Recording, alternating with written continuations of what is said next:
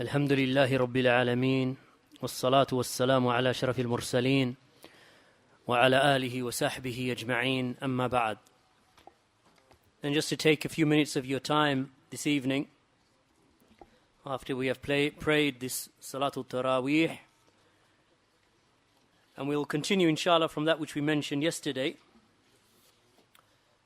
from the words of the scholars of the Salaf of this Ummah, from the early generations and from the scholars of later times, regarding the manhaj as-Salafi, or the Salafi methodology.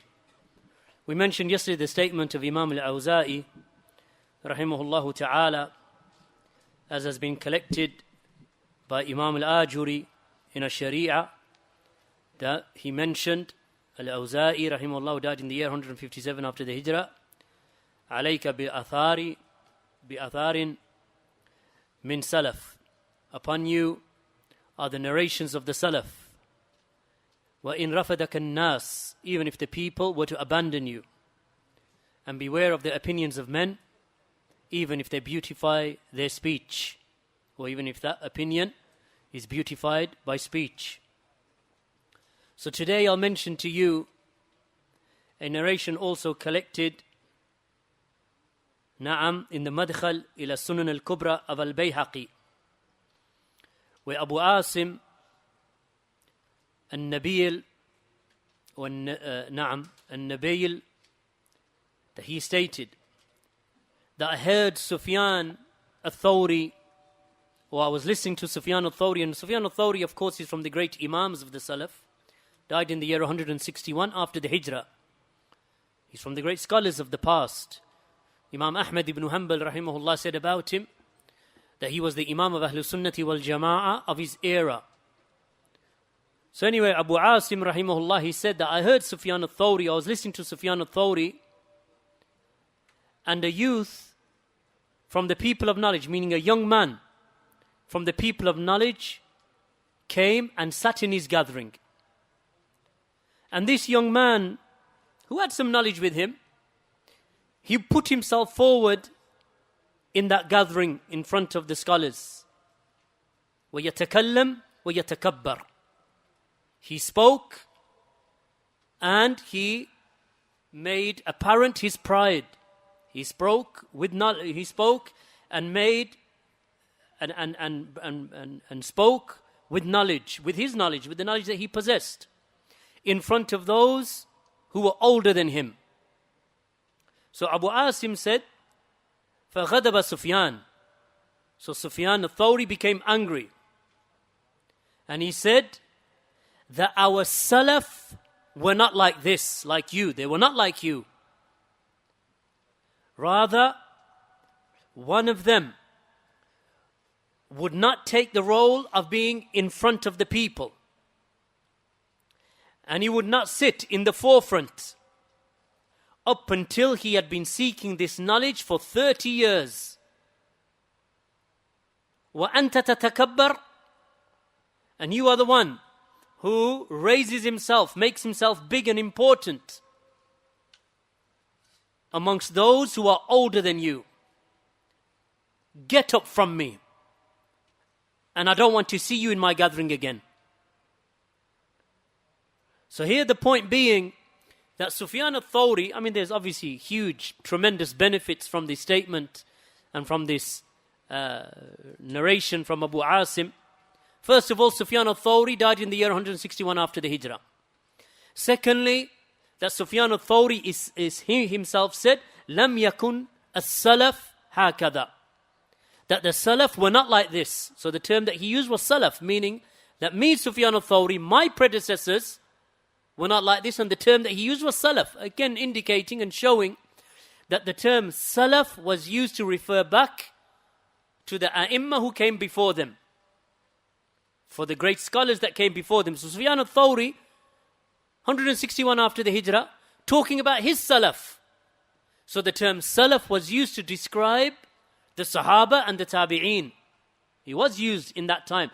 From the benefits of this narration also is that even if a young man has some knowledge, as he mentioned here, that a young man, he came and sat. He had some knowledge. This shab, he said, Shabun min ahli al-ilm, that this young man or youth from the people of knowledge.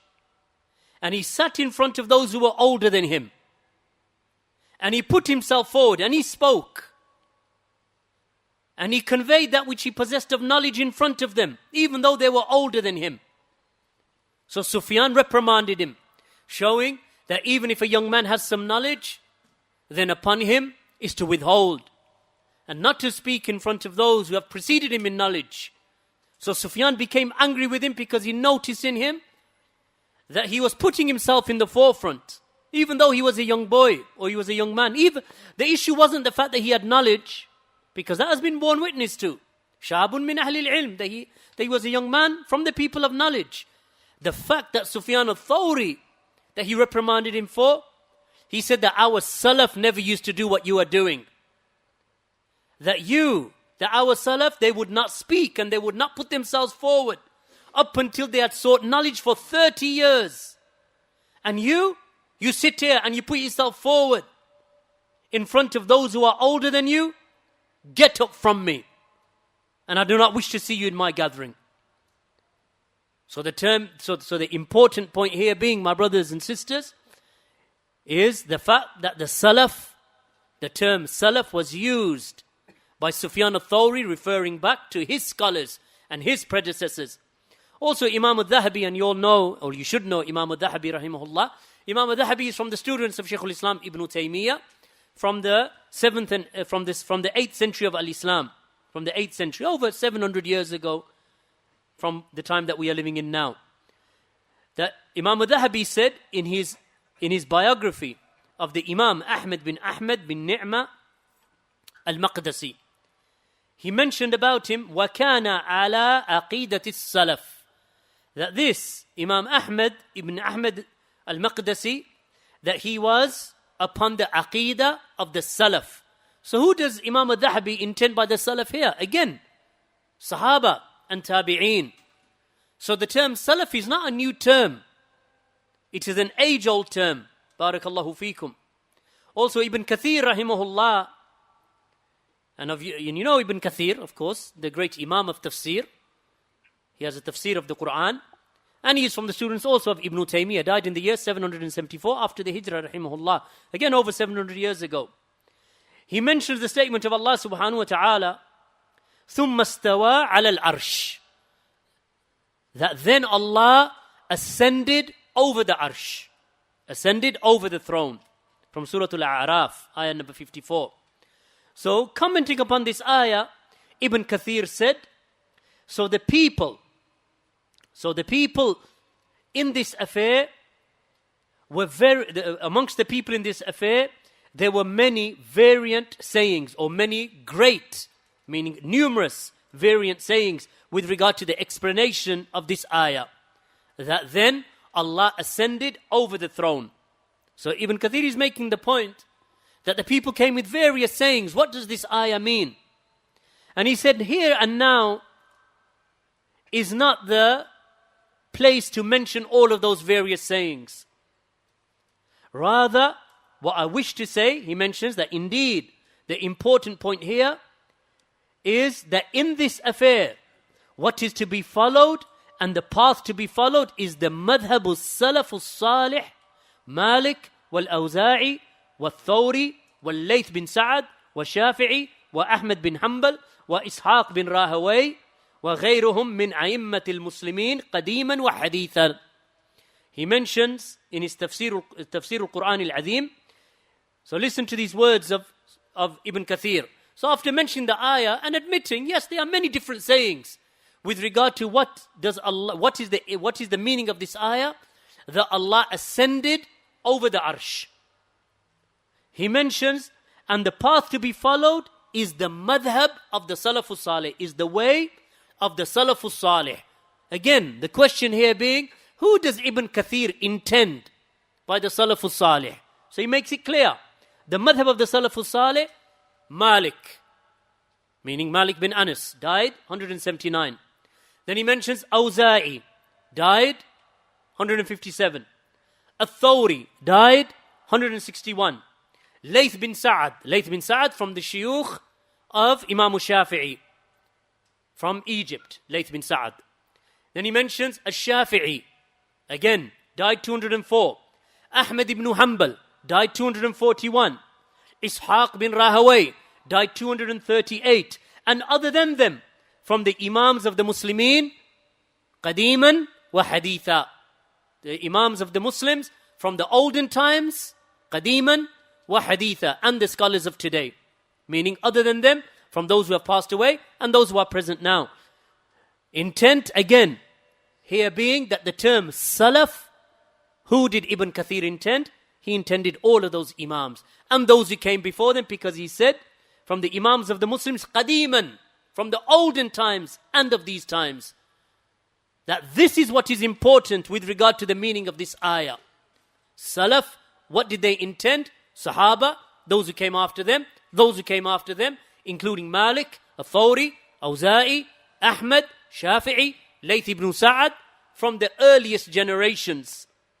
So as for the usage of the term Salafiyyah, that, by the way, that's the quote of Ibn Kathir from his Tafsir al-Quran al-Azim, volume 6. As for the term Salafiyyah, then the term Salafiyyah, then it is an ascription to the Salafus Salih. This is what all of these Imams have been talking about. The way of the Salaf. This ayah should be understood by the Salaf. That the Salaf were not like this with regard to Sufyan al-Thawri when he spoke to that young man. And that which we mentioned from Imam al-Awza'i rahimahullah, upon you are the statements or the narrations of the Salaf, even if the people abandon you. Salaf, Salaf, Salaf. What do we intend by the Salaf? The Salaf is an ascription to the Salafus Salih, to the righteous predecessors, the Sahaba, the Tabi'een, the Atba'u Tabi'een, and those who followed them from the earliest of generations. And it is a praiseworthy, rather it is an obligatory affiliation that you have been commanded to hold on to. And there is no difference between any of us saying Salafiyan nisbatan ila salaf. There is no difference between a person who uses the term Salafiyyah, ascribing himself to the Salaf, and between us saying Sunniyan nisbatan ila ahli sunnati wal jama'ah. There is no difference between a person saying Salafiyan and Sunniyan. A person saying Salafi and Sunni, no difference between the two. Salaf or Salafiyyah is an ascription to the Sahaba and those who came after them, the righteous predecessors. And Sunni is an ascription to Ahlul Sunnati wal Jama'ah. Who are Ahlul Sunnati wal Jama'ah? Are they not the pious predecessors? Are they not the Sahaba? Are they not the Tabi'een? Are they not the Atba'u Tabi'een? Are they not Ahmad and Malik and Awza'i and Layth bin Sa'ad and the likes of Hammad ibn Salama and Hammad ibn Zayd and Fudayl ibn Iyad and Ash-Shafi'i? Are they not the righteous Salaf? Yes, they are. Ahlul Sunnati wal Jama'ah, are they not? These names that I've just mentioned, are they not also Ahlul Sunnati wal Jama'ah? Of course they are. So therefore there is no difference between the ascription to the Salaf of this Ummah and an ascription to Ahlul Sunnati wal Jama'ah, because they are Ahlul Sunnati wal Jama'ah. And whomsoever follows them are Ahlul Sunnati wal Jama'ah. And the Salaf, they are the Salaf. And the Salafi is the one who follows their path. And that's why, for conclusion today, Shaykh al-Islam ibn Taymiyyah rahimahullah, he said, وَلَا عَيْبَ عَلَى مَنْ أَظْهَرَ مَذْهَبَ السَّلَفِ, that there is no criticism to be made upon the one who makes manifest his adherence to the madhab of the Salaf. وَانْتَسَبَ إِلَيْهِ, and he affiliates himself to it. وَاعْتَزَّ إِلَيْهِ, and he ascribes himself to it. بَلْ يَجِبُ قَبُولُ ذَلِكَ مِنْهُ بِالِاتِّفَاقِ, rather that ascription and that affiliation of his to the Salaf, by calling himself Salafi, that is to be accepted from him bil-ittifaq, by the consensus, by the agreement. Meaning by the agreement of who? By the agreement of the scholars of Sunnah. فَإِنَّ مَذْهَبَ السَّلَفِ لَا يَكُونَ إِلَّا حَقًّا, for indeed the madhab of the Salaf that I've mentioned, those Imams and other than them, Sahaba, Tabi'een, Atba'u Tabi'een, the early generations. For indeed the madhab of the Salaf is not but the haqq, is not except for the truth. Their madhab It was the haqq. It was the truth. Is there any dispute, my brothers and sisters, about that? No. They're upon the haqq. If anyone says they were not upon the haqq, the Sahaba, the Tabi'een, Atba'u Tabi'een, and these names that I've mentioned other than them, anyone who claims that they were not upon the haqq, then he is upon misguidance and upon bid'ah. And he is a mubtadi', dal, mudil, astray, leading others astray. Because they are upon, by textual evidences of the Kitab and the Sunnah, and the ijma', they were upon the haqq. So that's why Shaykh al-Islam said that there is no criticism, rather, when he calls himself Salafi, and he ascribes himself to the Salaf, that is to be accepted from him by consensus and agreement. So he's quoting an ijma'. Ibn Taymiyyah, as you know, rahimahullah, died in the year 728 after the Hijrah, the great Imam of his era. And he said this in Majmu' al-Fatawa, volume 4, page 149. Wa jazakumullahu khairan, walhamdulillahi rabbil alameen, wa sallallahu ala nabiyyina Muhammad, wa ala alihi wa sahbihi wa sallam.